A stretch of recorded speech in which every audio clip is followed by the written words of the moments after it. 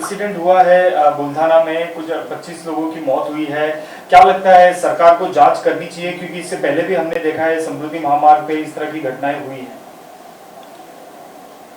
समृद्धि मार्ग पे जिस प्रकार बार बार घटना घट रही है, 200-300 लोग अभी तक समृद्धि मार्ग जब से हुआ है तब से उनका देहांत हुआ है एक्सीडेंट में। कहीं ना कहीं तो इस मार्ग में कमतरता निश्चित है, कमियां निश्चित है। वो टेक्निकल हो सकती है, थ्योरेटिकल हो सकती है, और इसलिए सरकार ने जल्दबाजी में ये सब मार्ग क्रेडिट के लिए शुरू कर दिया है। लेकिन अभी तो समृद्धि का 75% काम बाकी, सिर्फ रास्ता शुरू हुआ है। लेकिन बाकी जो समृद्धि पे ज़रूरी है, ऐसे अनेक बातें अभी भी बाकी है। क्रेडिट लेने के चक्कर में सरकार ने रास्ता तो जल्दी शुरू कर दिया है, लेकिन उससे जो घटना घट रही है इसकी जिम्मेदारी भी नेचुरली सरकार की है। और इसके लिए सरकार ने एक्सपर्ट्स जो है, क्योंकि ऐसे मार्ग विश्व में अनेक जगह है कि यही है समृद्धि मार्ग जैसे मार्ग, ऐसी बात नहीं है। तुम अहमदाबाद बड़ौदा देखो, दिल्ली से आगरा देखो, ये भी मार्ग बड़े बड़े मार्ग हुए हैं, समृद्धि से भी बड़े हैं, अच्छे हैं, इससे ज़्यादा स्पीड है, लेकिन वहाँ नहीं एक्सीडेंट होते, यहाँ एक्सीडेंट होते हैं। तो इसके लिए कुछ टेक्निकल खामियां जो निश्चित है, जो ऐसे बड़े रास्ते हैं उसका एक अभ्यास करने के बाद इस रास्ते में भी कुछ बातें करना चाहिए। जैसा अब ये पूरा रास्ता सीमेंट का है, सीमेंट रास्ता रहने से और स्पीड रहने से टायर में जो हीट निर्माण होती है, इससे टायर तो फूटते हैं। कौन सी भी कंपनी का टायर तुम यूज़ करो, इसमें प्रॉब्लम होता ही है। कौन ड्राइवर सुनता है कि घंटे भर में रुकना चाहिए, 2 मिनट रुकना चाहिए, 5, कोई नहीं सुनता है। इसलिए इस रास्ते जैसा भी मुंबई पुणे रोड है, ये भी तो सीमेंट का है, लेकिन उसमें पैच में कुछ जगह डांबर का एक सील कोट करने के बाद वो टायर को राहत दी जाती है। और तो मुझे लगता है कि इसी प्रकार समृद्धि मार्ग में भी जगह जगह ऐसे कुछ सील कोट होने ज़रूरी है। एक्सपर्ट से डिस्कशन करके करना चाहिए, मैं बोल के नहीं, लेकिन एक्सपर्ट का सुझाव लेके ऐसी कुछ बातें समृद्धि मार्ग पे करना पड़ेगा। नहीं तो इस मार्ग पे अभी इतनी घटना घटी, इससे भी ज़्यादा घटना घट सकती है। इसके लिए सरकार ने कदम उठाने की ज़रूरत है। सर, सरकार ने जांच के आदेश दिए हैं, अधिवेशन सेशन भी आएगा मानसून का, कहीं ना कहीं इस मुद्दे को आप उठाने वाले हैं असेंबली में? मुद्दा उठाएंगे, सरकार जवाब देगा, लेकिन इससे प्रश्न नहीं छूटेगा, ऐसा मुझे लगता है। हम विरोधी पक्ष में काम करते हैं, ठीक है, हमको मुद्दा उठाना चाहिए, हम उठाएंगे, सरकार भी जवाब देगा, लेकिन हम मुद्दा उठाना, सरकार ने जवाब देना, इतने तक का ये मुद्दा सीमित नहीं रहना चाहिए, ऐसा मुझे लगता है, क्योंकि जिम्मेदारी सबकी है। इसलिए मैं समझता हूँ कि नासिक में घटना हुई थी, उसको 8-10 महीने हुए, अभी क्या किया था उसके बाद सरकार ने? जो सरकार ने घोषणा की थी उसमें का इम्प्लीमेंटेशन है? एक आधा एक्सीडेंट होता है, उसमें सरकार कुछ घोषणा करती है, कागज़ पे वो घोषणा रहती है, आगे क्या होता है? जो अथॉरिटी एडमिनिस्ट्रेटिव कुछ भी नहीं ध्यान देती है। अभी तो इसमें एडमिनिस्ट्रेटिव अथॉरिटी का बहुत सारा काम है, कौन करता है? सर, कहा जा रहा है प्राइवेट बस थी, जो नॉर्म्स थे वो फॉलो नहीं किए गए हैं, कहीं ना कहीं नॉर्म्स में लेके गड़बड़ी है। कहीं ना कहीं आपको लगता है जो नॉर्म्स हैं वो स्ट्रिक्ट करने चाहिए? क्योंकि लगातार हमने देखा, जैसे आपने जिक्र किया कि डांबर का रोड नहीं था, उसकी वजह से टायर बस्ट हुआ, जो स्पीड लिमिट है वो भी वहाँ पे ज़्यादा है। कहीं ना कहीं मैं समझता हूँ स्ट्रिक्ट करने की कोई ज़रूरत नहीं, जो अभी रूल है उसका ही इम्प्लीमेंटेशन करने की ज़रूरत है। कोई स्ट्रिक्ट करने की जरूरत नहीं, अच्छे रूल है अपने, स्ट्रिक्ट अच्छे, लेकिन उसका इम्प्लीमेंटेशन होता नहीं, ये सब में बड़ी बात है। इसलिए जो रूल है, ट्रैवल्स के बस है, स्कूल बस है, उसको रूल्स है ना, क्या रूल फॉलो होते हैं? कितने ड्राइवर रहते हैं बस में? रहते 2 ड्राइवर, कोई बस में रात को कहाँ, जो प्रवास करने वाली गाड़ी उसमें 2 ड्राइवर रखना पड़ता है। कितने बस में है? क्या शिफ्ट है उनकी? कोई भी नहीं है। और इसलिए ऐसे जो प्राइवेट बसेस है आज ये तो एक बस है, और भी बहुत सारी बसें जाती है। नागपुर से मुंबई तक बस आती है, नागपुर गोवा जाती है, नागपुर से इंदौर तक जाती है, मुंबई से इंदौर तक जाती है। 800-800 किलोमीटर बस जाती है, तो 800-800 किलोमीटर एक ही ड्राइवर गाड़ी चलाता है। और इसके वजह से ड्राइवर को नींद नहीं आएगी तो क्या होगा? बोल तो नींद की जरूरत ही नहीं है। ऐसा कंटिन्यूएशन में भी ड्राइविंग किए तो भी एक्सीडेंट हो सकता है। सर अपोजिशन लीडर क्या डिमांड करेंगे सर आप सरकार से? इंक्वायरी होना चाहिए, एक्सपर्ट से सुझाव लेके इस समृद्धि मार्ग में कोई जो दुरुस्ती करने की जरूरत है, दुरुस्त यानी उसमें बदलाव करने की जरूरत है, वो सरकार ने तुरंत करना चाहिए। नहीं तो ऐसा हम समझेंगे कि सरकार ऐसे लोगों का जिस प्रकार एक्सीडेंट में जो घटना घट रही है, इसमें ज़्यादा से ज़्यादा इसमें अभी कम से कम होने के लिए सरकार ने प्रयत्न करने की जरूरत है। सीएम और डीसीएम भी गए हैं वहाँ पे देखने के लिए, मिलने के लिए। क्या लगता है वहाँ जाने के बाद उनको एक बड़ा फैसला लेने की जरूरत है? फैसले बहुत लिए इन्होंने, इम्प्लीमेंटेशन नहीं, ये तो मैं कह रहा हूँ। नासिक की घटना के बाद भी गए थे ना सीएम वहाँ पे, क्या किया, हुआ क्या? जाके देखो नासिक में वो जगह पे और एक्सीडेंट होते हैं। और जो जो उन्होंने कहा था उस टाइम में, जो बस में ऐसी घटना घटी थी, जो डिक्लेरेशन किया था उसका इम्प्लीमेंटेशन महाराष्ट्र में कहाँ है ही नहीं। आज जाएंगे, घोषणा करेंगे, मदद जाहिर करेंगे, ये तो रूटीन काम है। मैं समझता हूँ कुछ बातें करने की ज़रूरत है, कुछ होने की ज़रूरत है। जिस प्रकार समृद्धि मार्ग, बाकी मार्ग पे नहीं घटना होती, वही घटना हो रही है। 300 लोग अभी तक गए। मैं समझता हूँ घोषणा कुछ भी करे सरकार, सीएम साहब या डीसीएम साहब, लेकिन ये बदलाव ज़रूरी है। आज का जो मोर्चा है निकालने वाले हैं बीएमसी के अगेंस्ट, कहीं ना कहीं बीजेपी एक अलग से मोर्चा निकाल रही है और उनका नारा लगाया जा रहा है कि चोर मचाए शोर। ये बीजेपी भी हमारे साथ में ही थे ना, अभी नहीं है, ये 4-5 साल से। नहीं तो बीजेपी का भी डिप्टी मेयर रहता था, चेयरमैन रहता था, स्टैंडिंग कमेटी में डायरेक्टर रहते थे, अलग अलग कमेटी के चेयरमैन रहते थे, वार्ड कमेटी चेयरमैन थे, वो नहीं थे क्या? फिर उस टाइम नहीं लगा उनको चोर है हम? अलायंस टूटने के बाद हम चोर दिख रहे आपको? और सिर्फ बातें करते। बीजेपी की एक स्टाइल है, इतना बड़ा भ्रष्टाचार। अरे बताओ ना, काय में हुआ, डिटेल बताओ, किसने किया, ये भी बताओ ना। हम भी कहते हैं कि पीएम फंड में जितने देश में पीएम कोविड के टाइम में जितना फंड जमा, उसका हिसाब दो, दे रहे हिसाब। ये भ्रष्टाचार नहीं है? पीएम फंड में भारतीय जनता पार्टी के लोगों ने महाराष्ट्र में नहीं दिया फंड कोविड के टाइम, देश के लिए पीएम फंड में दिया, उसका हिसाब भी नहीं दे सकते। कोई प्राइवेट एनजीओ को मिल गया हो और उसका किसको हिसाब भी नहीं मिल रहा है, ऐसा प्रकार का पीएम। और उन्होंने कुछ वेंटिलेटर भेजे थे, पूरे खराब भेजे थे, और क्या क्या क्या काम उसमें। हम तो समझते पीएम फंड का कोविड के टाइम का हिसाब देना चाहिए, इसमें बड़ा भ्रष्टाचार है। आज का मोर्चे का स्वरूप क्या होगा? क्योंकि देखा गया है कि कई तरह की दिक्कतों के बाद आज मोर्चे की शुरुआत होगी। कौन कौन से अहम मुद्दे होंगे जिसको सामने रखा जाएगा? देखो, ये मोर्चा सिर्फ मुंबई महापालिका में जिस प्रकार भ्रष्टाचार पिछले साल भर में हुआ है, उस इशू पे मोर्चा है। जो रास्ते के लिए जो 4000 करोड़ रुपए का भ्रष्टाचार का इशू माननीय आदित्य जी ठाकरे साहब ने उठाया, उस पे है, जिसमें कुछ बातों की ज़रूरत नहीं। ब्यूटिफिकेशन सिर्फ कॉन्ट्रैक्टर्स लोगों के लिए, उनको संरक्षण देने के लिए, उनका फ़ायदा होने के लिए सत्ताधारी लोग ये मुंबई बीएमसी का यूटिलाइज कर रहे हैं। जिस प्रकार मुंबई महापालिका का जो डिपॉजिट है, वो डिपॉजिट कम हो रहे हैं, वो डिपॉजिट यूज़ कर रहे हैं, इनकम नहीं और डिपॉजिट खर्चा कर रहे हैं।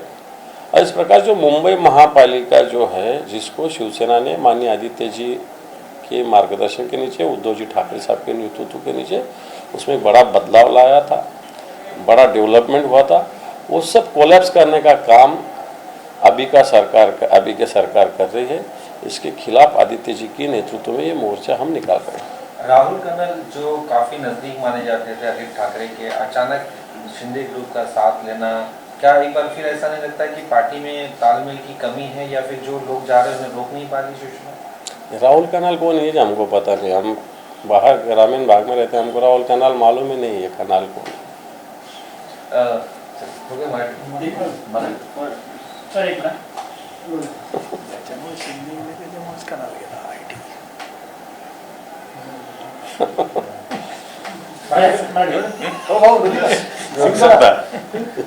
बराबर है ना।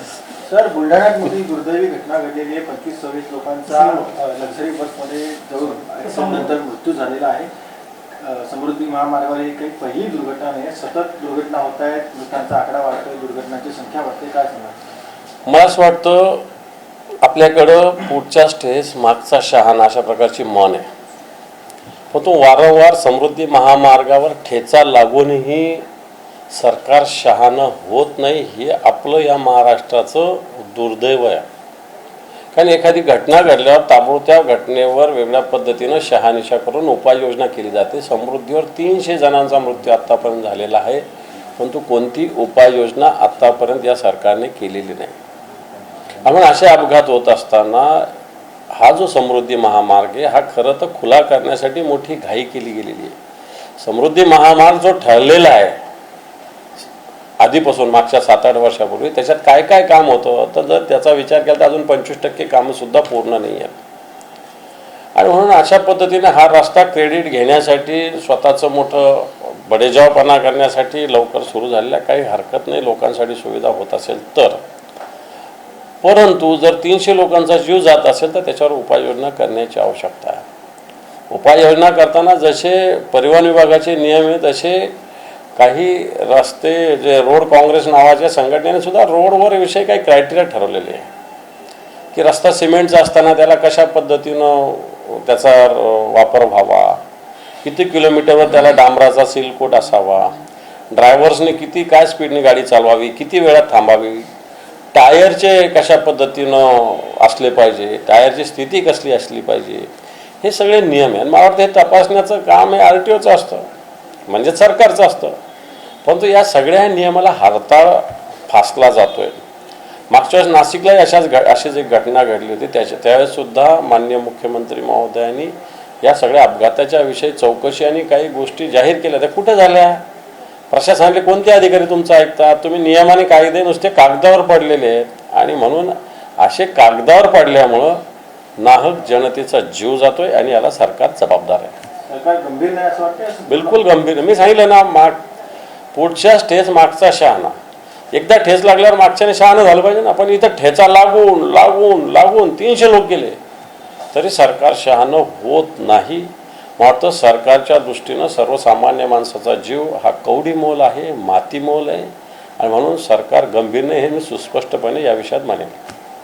तर आज ठाकरे गटाचा मोर्चा आहे, काय नेमकं स्वरूप असेल? उद्धव ठाकरे, आदित्य ठाकरे हे तर असणारच, त्यासोबत कोणते आमदार खासदार असतील, किती कार्यकर्ते लोक अपेक्षित आहेत? मोर्चा मोठा विराट होणार आहे. ज्या पद्धतीनं धडकी भरलेली आहे विरोधकांना, म्हणून आमच्यासमोर असे कोल्हेकुई सुद्धा करण्याचा प्रयत्न काही जण करतात. ही कोल्हेकुई आहे, दम नाही यांच्यामध्ये. काय शिवसेनेत एक मर्दानगीचा मोर्चा निघणार. ज्या पद्धतीनं भ्रष्टाचार मागच्या वर्षभरामध्ये, हे आताचं जे आलेलं सरकार आहे गद्दारांचं सरकार आहे, भ्रष्टाचारांचं सरकार आहे.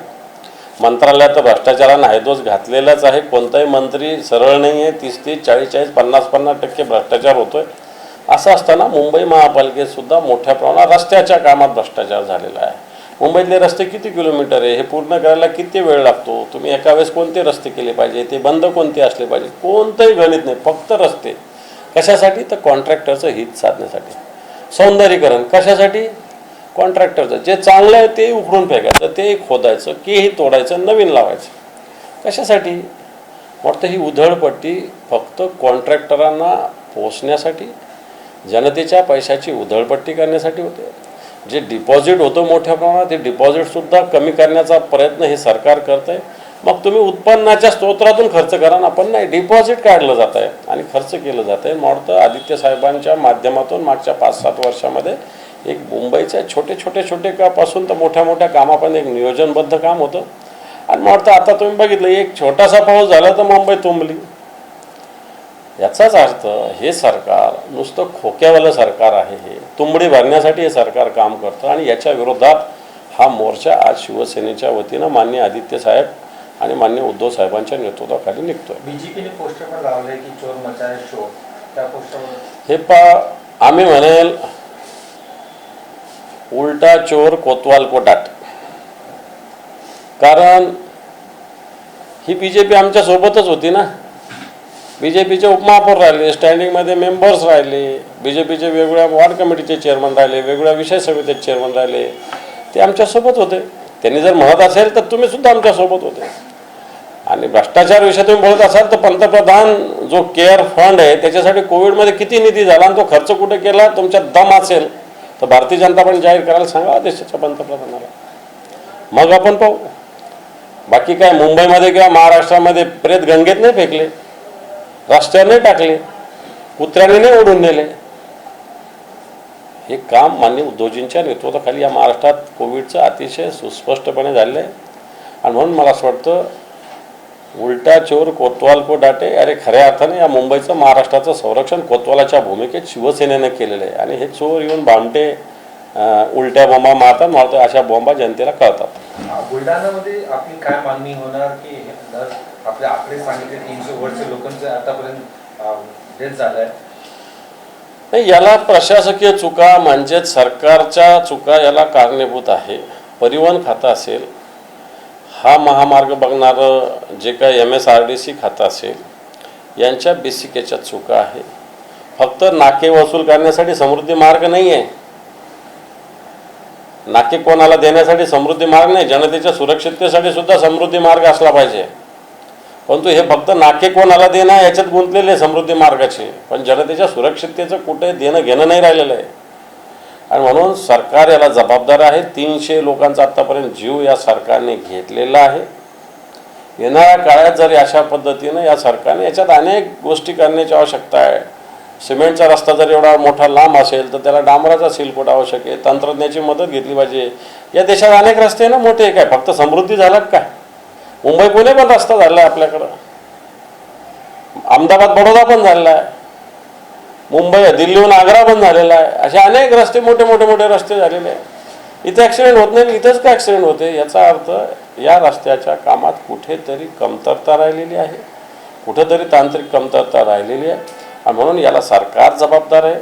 या 300 जीव घेण्याला सुद्धा सरकार जबाबदार आहे. CM DCM पाहणीसाठी गेले, त्या पाहणीला आपण कसं बघतो? ते फक्त घोषणा करता असं हे पहा, आता मी याच्याविषयी राजकीय बोलणं जास्त संयुक्तिक होणार नाही. CM DCM यांनी गेलं पाहिजे, परंतु काही मजबूत कन्स्ट्रक्टिव्ह काही निर्णयसुद्धा घेतले पाहिजे ना. यांचे कन्स्ट्रक्टिव्ह निर्णयच नाही आहे. CMच्या खात्याचे नाही आणि DCMच्या खात्याचे नाही, सरकारचे नाही आहे. यांचे निर्णय आहे स्वतःचे खळगे भरणारे आणि खोकेचे खोके जमा करण्याचे निर्णय सध्या चालू आहे. त्यामुळे मला वाटत नाही आम्ही काही CM आणि DCM काही अपेक्षा करत नाही. आपली काय मागणी? बिलकुल 300 जीव ज्याच्यामुळे गेले त्यांच्यावर कारवाई झाली पाहिजे, ही मागणी स्पष्टपणे. देश विदेशातील प्रत्येक घडामोडींचे लाईव्ह अपडेट मिळवण्यासाठी आता साम टीव्हीच्या सर्व सोशल मीडिया प्लॅटफॉर्मला लाईक, फॉलो आणि सबस्क्राईब करा. तसंच सर्व नोटिफिकेशनसाठी बेल आयकॉन प्रेस करायला विसरू नका.